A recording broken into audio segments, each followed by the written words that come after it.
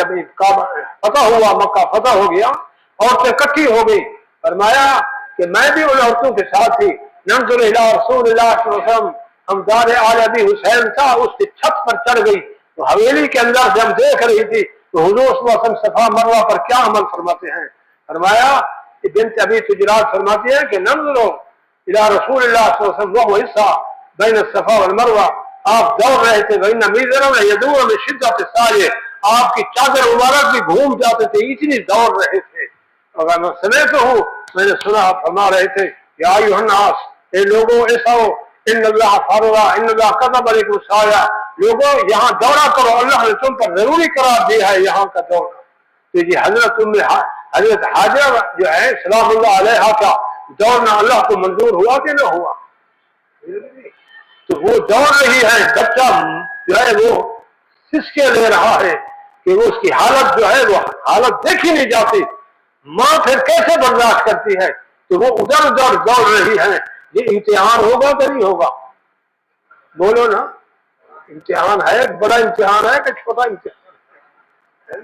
یہ دھوتیاں توتیاں رب ملتا ہوئے آباؤ تب ملے آپ کو میرا کچھوڑوں،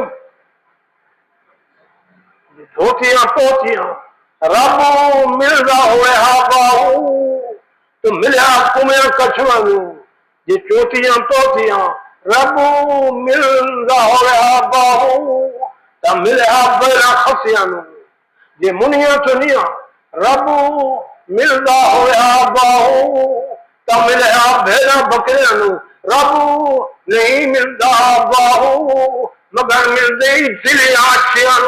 سمجھ آئی کہ رب نہیں ملتا آباؤ مگر ملتے ہی دل آشیاں، دل اچھا ہوگا رب اس پر راضی ہوگا۔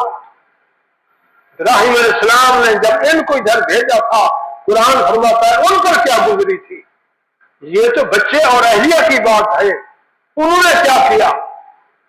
تو قرآن نے ان کی بات کو، دعا کو ذکر فرمایا کہ انہوں نے کھڑے ہو کر وہاں خدائی میں اللہ کی بارگاہ میں دعا شروع فرمائی، ربنا، سب کہو سبحان اللہ۔ مومن کے روح رب کو ہوتا ہے، رب کی طرح مومن کی دل ہوتی ہے، سبحان اللہ۔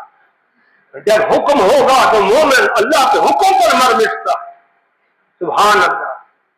فرما بسم اللہ الرحمن الرحیم، ابراہیم علیہ السلام نے دعا فرمائی، اللہ نے اس کو قرآن میں بھیج دیا۔ فرما بسم اللہ الرحمن الرحیم، ربنا